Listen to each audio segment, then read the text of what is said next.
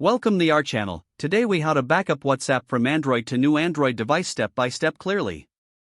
To backup WhatsApp from your old Android device, start by ensuring you are connected to a stable Wi-Fi network. Open the WhatsApp application on your old device. Tap the three vertical dots in the top right corner to access the menu. Select Settings from the drop-down menu. In the Settings menu, tap on Chats. Next, choose Chat Backup. You will see the option to backup your chats to Google Drive. Tap on Backup to Google Drive and select the frequency for future backups. Choose a Google account to save your backup. If necessary, tap Add Account to sign in with a different Google account. Once you've selected your account, tap Backup to initiate the backup process. Wait for the backup to complete, which may take a few minutes depending on the size of your chats. Now, turn off your old device and set up your new Android device.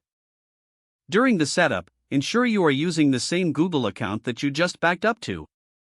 Once your new device is set up, download and install the WhatsApp application from the Google Play Store.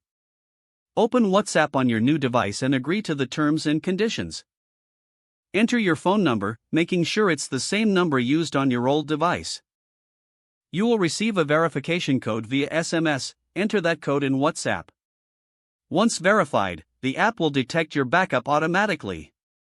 Tap Restore when prompted to restore your chats and media from Google Drive.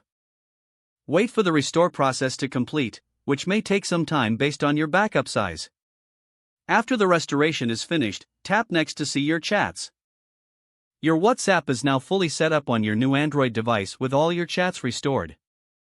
If the page does not load, refresh the browser or try again in a private or incognito window.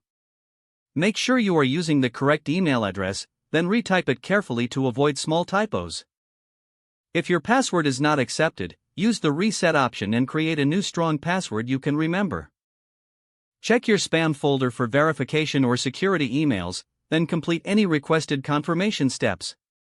Enable two-factor authentication if available to improve account security and reduce unauthorized access risk. Don't forget to like this video and subscribe to our channel for more step-by-step tech guides.